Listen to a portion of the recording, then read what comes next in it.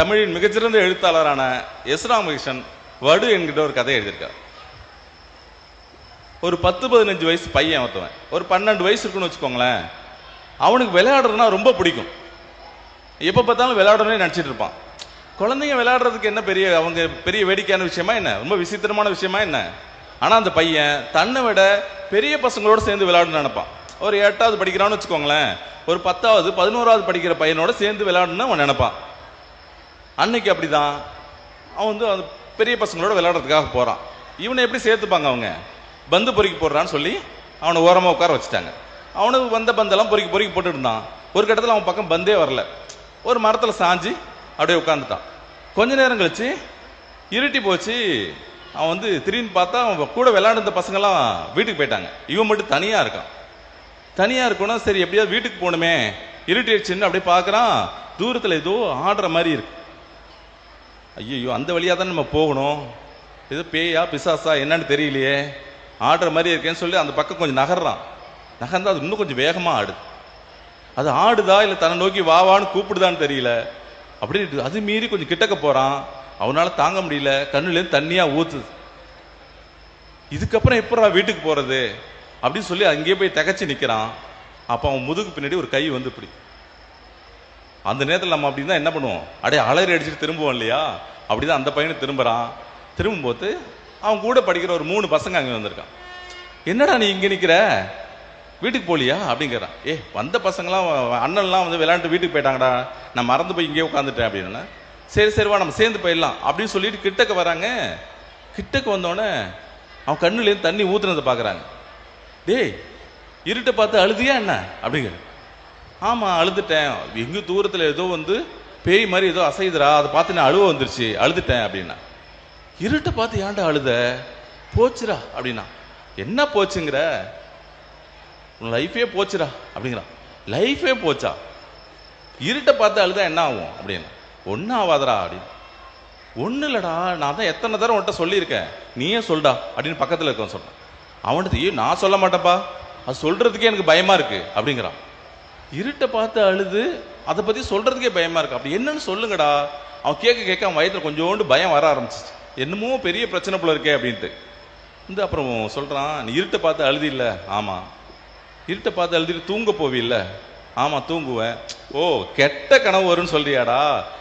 கெட்ட கனவுலாம் எத்தனை முறை வந்திருக்கு, அதெல்லாம் ஒன்றும் பண்ணாதடா, நான் அதெல்லாம் பயப்பட மாட்டேன்டா அப்படின்னு.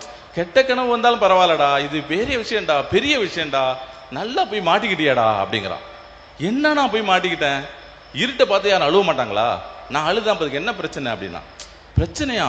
நான் அன்னைக்கு நம்ம ஆண்டு விழா அன்னைக்கு சொன்னேன்ல, மறந்துட்டியா அப்படின்னு. எந்த ஆண்டு விழாவில் சொன்னேன்? நான் ஞாபகம் இல்லையே அப்படிங்கிறான். நீ எல்லாத்தையும் மறந்துடுறா அப்படின்னு. சரி ஏதாவது இருக்கட்டும், என்ன விஷயம்னு சொல்லிடா முதல்ல அப்படிங்கிறான். 3ஆவதா இருக்க நீ நான் சொல்றதை மட்டும் கவனமாக கேட்டுக்க.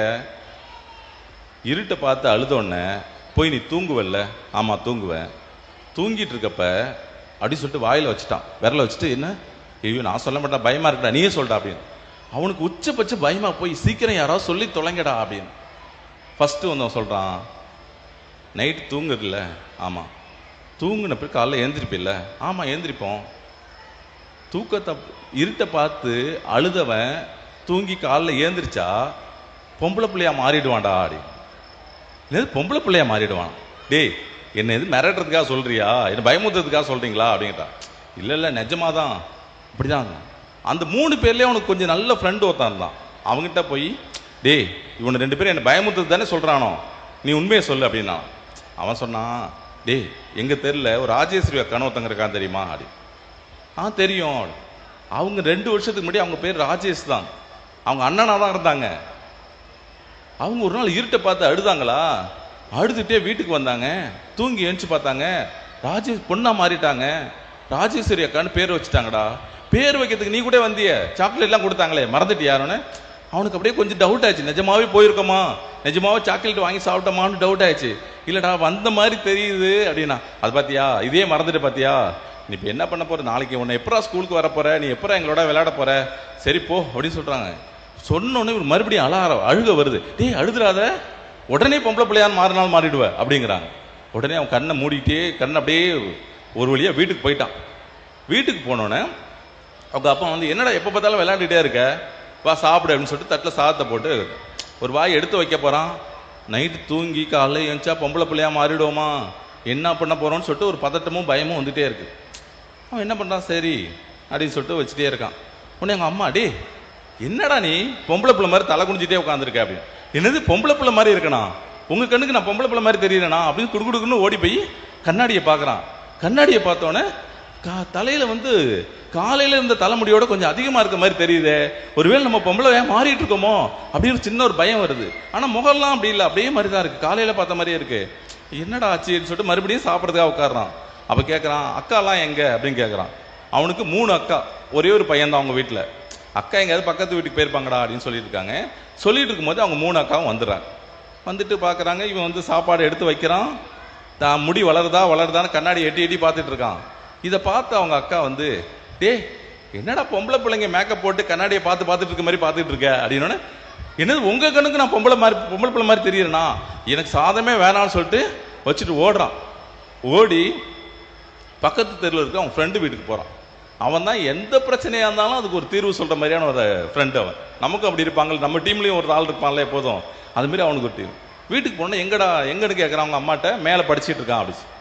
மேலே படிச்சுட்டு போனால் விட்டு போய் சாயந்தரம் நடந்ததெல்லாம் சொல்லி இப்படி சொல்லி என்னை பயமுத்துறானடா, நான் தூங்கி எழுந்தா பொம்பளை பிள்ளையா மாறிடுவேனா அப்படின்னு கேட்குறான். கேட்டோன்னே, டே அவனை விட்டு ஏதோ பொறாமப்பட்டுக்கிட்டு உன்னை பயமுத்துறதுக்காக ஏதோ மிரட்டத்துக்காக சொல்லியிருக்கான்டா, இதுக்கு போய் பயப்படலாமா அப்படின்னு சொல்லுவான்னு அவன் வாயே பார்த்துட்டு இருக்கான். ஆனால் அவன் நிஜமாவே நீ அழுதியா அப்படின்னு கேட்குறான். ஆமாண்டா நிஜமாவே அழுதுட்டேன்டா அப்படி. ஏன்டா அப்படி பண்ண, இப்போ என்னடா ஆகும், சரிங்க வா அப்படின்னு ஆச்சிட்டு போய் மொட்டை மாடியில் தெருவை காட்டுறான். அங்கே பாரு அப்படியே, அங்கே என்ன இருக்குது, அது ஒரு அக்கா தண்ணி கூட தூக்கிட்டு போகிறாங்கல்ல அப்படி. ஆமாம், அவங்க யாருன்னு தெரியுமா, தெரியும் உங்கள் பக்கத்து வீட்டு அக்கா தானே அப்படி. அவங்க 4 வருஷத்துக்கு முன்னாடி அண்ணனா தாண்டா இருந்தாங்க. ஒரு நாள் இந்த கோயில் குளம் இருக்கு இல்லையா, அங்கே விளையாட போய் ரொம்ப நேரம் அங்கே விளையாண்டுட்டு இருந்தாங்களா, திடீர்னு வந்து தூங்கிட்டாங்க அங்கேயே படுத்து. முழிச்சு பார்த்தா ஒரே இருட்டு. ஐயோ என்னடாதுன்னு சொல்லிட்டு திருதுன்னு ஓடி வந்தாங்க. ஓடி வந்து நான் பொம்பளை பிள்ளையா மாறிட்டாங்கடா அப்படின்னு. அப்போ நான் காலைல பொம்பளை பிள்ளையா மாறிடுவேனாடா அப்படின்னு அவனு கேட்குறான். ஆமாம் அப்படிதான்டா. சரி இப்போ இது என்னடா தாண்டா பண்ணுறது, இதுக்கு ஒரு வழி சொல்லிட்டா அப்படின்னோடனே, தூங்குனா தாண்டா நீ பொம்பளை பிள்ளையா மாறுவ, நைட்டு நீ தூங்காமல் இரு, சாப்பிட்டியான்னு கேட்குறான். நான் சாப்பிடல அப்படி. சாப்பிட்றாத வீட்டில் போய் தூங்காமல் இரு அப்படிங்கிறான். அதே மாதிரி வீட்டுக்கு வர்றான், அவங்க அம்மா சாப்பிட்றாங்கிறாங்கன்னா என் ஃப்ரெண்டு வீட்லேயே சாப்பிட்டாங்கிறான். வந்து அப்படியே செவுத்துல சாஞ்சு உட்காடுறான். அவங்க பாயெல்லாம் போட்டு படுக்கிறாங்க. வாடா படுறா, ஊருக்கு முன்னாடி படுப்ப, என்ன செவுத்துல சாஞ்சிட்டு உட்காந்துருக்க அப்படின்னு கேட்குறாங்க. இல்லை எனக்கு தூக்கம் வரல, நீங்கள் போய் படுங்க அப்படின்ட்டாங்க. படுத்துட்டாங்க. ஒரு 1 மணி நேரம் ஆச்சு. அவங்க அம்மா முழிப்பு வந்து பார்க்குறாங்க, இவன் கண்ணை அப்படியே விழிச்சிட்டு அப்படியே உட்காந்துருக்கான். என்னடா ஆச்சு தூங்காமல் உட்காந்துருக்கேன்னா, சரி நான் படுக்கிறேன்னு சொல்லிட்டு படுத்துட்டான். படுத்தோன்னே போர்வை அப்படியே தலை வரைக்கும் போத்திட்டு அப்படியே படுத்து கிடக்குறான். படுத்து கிடந்தோடனே கொஞ்ச நேரம் ஆனவொன்னே அவங்க அம்மாவுக்கு சின்ன டவுட் வருது. சாயந்தரத்துல இந்த பய போக்கே சரியில்லையேன்னு சொல்லி மெதுவாக அந்த போர்வை இழுக்கிறாங்க. கண்ணை மூணா தூங்கிடுவோமோன்னு சொல்லி 2 கண்ணையும் அப்படியே பிடிச்சிக்கிட்டு அப்படியே படுத்திருக்கான். என்னடா ஆச்சு உனக்கு அப்படின்னு கேட்குறான். அதுக்கப்புறம் அவனால் தாங்கவே முடியல. அவன் அம்மா கட்டி பிடிச்சி அழுது, மா நீ சாயந்தரம் என்ன ஆச்சு தெரியுமான்னு சொல்லி எல்லாத்தையும் சொல்லிட்டான். சொன்னோன்னே அவங்க அம்மா ரொம்ப அழகான ஒரு விஷயம் சொல்லுவாங்க. சரி பொம்பளை பிள்ளைய மாறினாதான் என்னடா, மாறினாதான் என்ன, நீ வீட்டில் ஒரே ஒரு பையன் தானே இருக்க, 1-2 ட்ரெஸ் தானே இருக்குன்ட்ட, நீ பொம்பளை பிள்ளைய மாறிச்சுன்னா உங்கள் அக்கா ட்ரெஸ் எல்லாம் எடுத்து போட்டுக்கலாம்ல, திருவிழாவுக்கு போயிட்டு வலையெல்லாம் வாங்கிட்டு வந்திருக்காங்க நிறையா, அதெல்லாம் கூட போட்டுக்கலாம், நிறையா அவங்களோட விளையாடலாம், நீ இதுக்கே இவ்வளோ கவலைப்பட்டு இருக்காருன்னா அப்போ தான் அவனுக்கு தோணுது, அடா ஆமாம் இல்லை இது நம்ம யோசிக்கவே இல்லையே அப்படின்னு சொல்லிட்டு, சரிம்மா அப்போ எனக்கு ஒன்றும் பிரச்சனை இல்லைன்னு சொல்லிட்டு தூங்கிட்டான். காலையில் அவசரமாக ஏஞ்சி போய் பார்க்குறான், கண்ணாடியில் போய் பார்க்குறான். அவங்க அம்மா பேசலாட்டினா அவன் என்ன நினச்சிருப்பான், அப்பாடா நல்ல வேலை நம்ம பொம்பளை பிள்ளையா மாறல அப்படின்னு நினச்சிருப்பான். ஆனால் கண்ணாடியில் பார்த்தோன்னே நேற்று இருந்த மாதிரியே அவன் இருந்தோடனே, சே நம்ம பொம்பளை பிள்ளையா மாறுன்னு நினச்சோம், மாறவே இல்லையே அப்படின்னு ஒரு ஏக்கத்தோட ஸ்கூலுக்கு கிளம்பி போகிறான் அப்படின்னு அந்த கதை முடிப்பார். இந்த கதையை ஒரு 100 பேர் இருக்கிற 100-120 பேர் இருந்த ஒரு 11ஆம் வகுப்பு படிக்கிற மாணவிகள் மட்டும் இருக்கிற ஒரு வகுப்பறையில் இந்த கதையை சொல்லிட்டு, அந்த 12 வயசு பையன் பொம்பளை பிள்ளையா மாறுறன்னு சொன்னோன்னே ஏன் உனக்கு பயம் வருது, ஏன் பதட்டம் வருது அப்படின்னு கேட்டோம். என்னவா காரணமாக இருக்கும் அப்படின்னு கேட்டோன்னே எல்லாரும் ஒரு காரணம் சொன்னாங்க. வரிசைலாம் கிட்டத்தட்ட ஒரு 50 காரணங்கள் எடுக்குனாங்க.